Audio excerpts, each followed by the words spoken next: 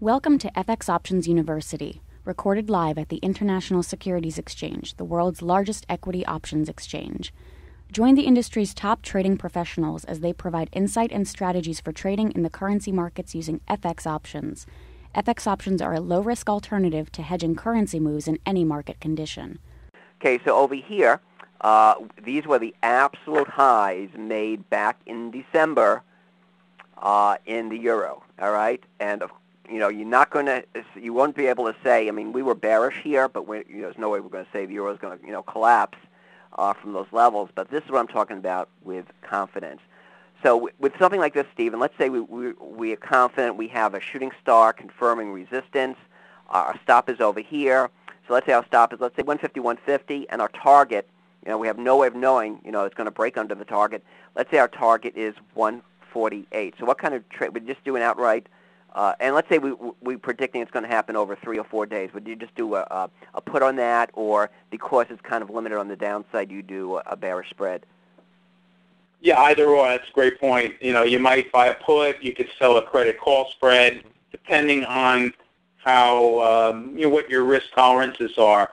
Okay, so let's say our risk is 150, 150, and this is our target. Okay, so what kind of thought process do you go?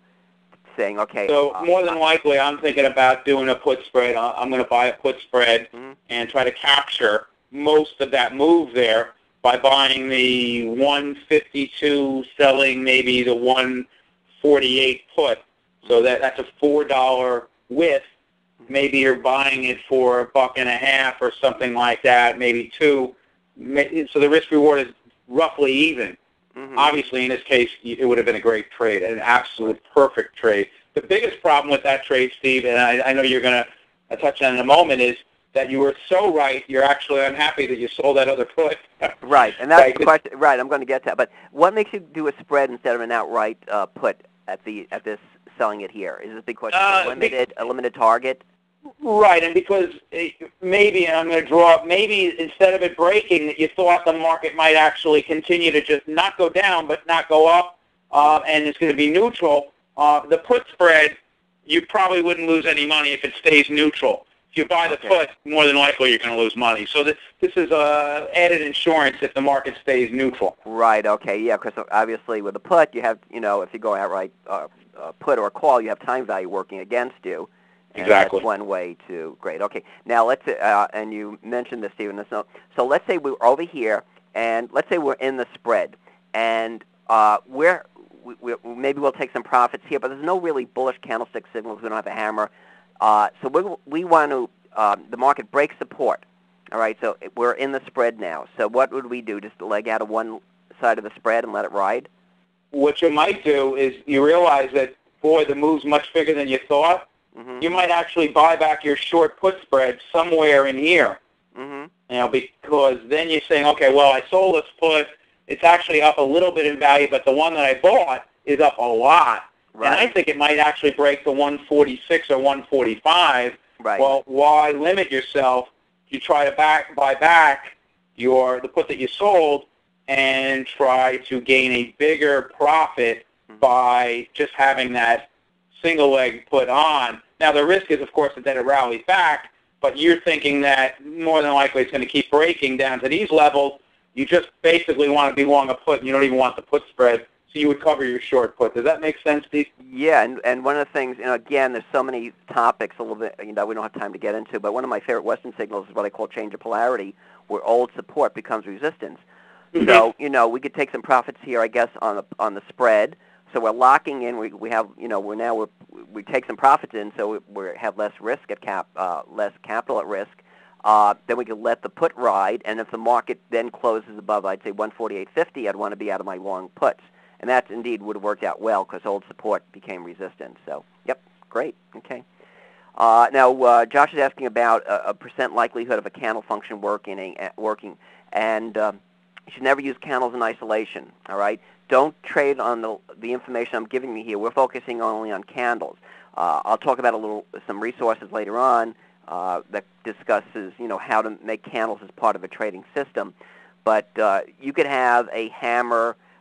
For example, you could have a shooting star. In one instance, I would recommend exiting longs where you can have another shooting star like here confirming resistance, I'd recommend going short. Other instances, there's a shooting star, I'd recommend doing nothing. So you could have the exact same candlestick signal, but where it is within the context of the overall technical picture, where it is within the risk-reward parameters. Sometimes you buy with sometimes you do a trade with a candle signal, and sometimes you don't. Buying and selling in every candlestick signal is very, very dangerous. So the answer to that, Josh, is there's really no way to gauge using a candlestick in isolation to say, okay, your shooting star is 50% effective, because you should never use candles by themselves. So let's move on. Okay, now here we have a bullish engulfing pattern. White real body wrapping around the black real body. Once again, you'd have to be a real guru to understand what's happening here. The white real body wrapping around the black real body. Who's taking over from whom? It's always bad with English. Who is taking over from who, or whom, whatever it is. But anyway, the bulls are taking over from the bears. All right? It's a potential bottom reversal signal. And with that in mind, okay, here we have two bullish engulfing patterns, and I trade with these very, very differently. Here, I'd probably use this to cover shorts because based on what I have here, it's not confirming support, whereas this bullish engulfing pattern, notice how it's confirming the support area over here. So, again, turning it over to Steve, let's say we wait for the close because it's not an official bullish engulfing pattern until it closes. So let's say the market closes at 120. And our risk is down to let's round it off to 117. So risking, 300 pips, let's say. But our upside target, 119 to 117, about 200 pips. And our upside target is 124. So, we're looking a nice risk reward. Would we do an outright call on that? Or again, we would do a spread, a bull spread, or would we do a call? What you thinking on that, Steve, and why? I think it all depends. If you really think that it was going to have a major breakout, which I'm very confident that this. I'm much more confident in this bullish engulfing pattern than I am on that one because this bullish engulfing pattern is confirming support, and I'm very confident it's going to get to at least here. So you might want to just buy the call outright, and then half to two-thirds the way through, you might want to sell a call, which, of course, if I take my pointer, might have been the wrong thing to do because the market actually went further than we would have thought, but somewhere maybe through this candle, you buy your initial call, then you sell as a hedge.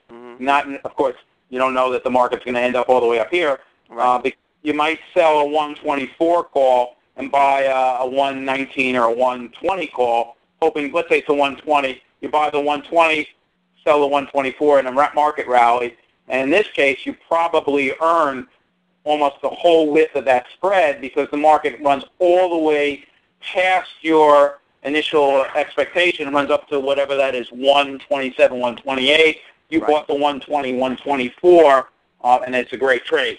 The reason you always think about hedging, and this is what I do anyway, is that it helps you stay in the trade rather than if you have one day when the market turns back a bit, you're really concerned. In fact, you're thinking of taking a profit. The spread helps you have more confidence because you've hedged yourself a bit. And that's why I like spread trading. Great. Okay. Thank you for participating in this week's session. Please join us again next week. Get trading ideas, exchange rates, webinars, news, and commentary. Visit www.fxoptions.com.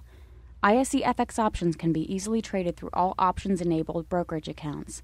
These exchange-listed securities are cash-settled in U.S. dollars and have a European-style exercise.